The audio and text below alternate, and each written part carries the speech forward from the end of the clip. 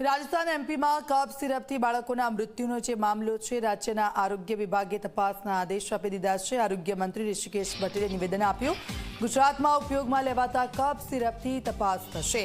તમામ પ્રકારની આ કફ સિરપ સંદર્ભે તપાસ કરવામાં આવશે।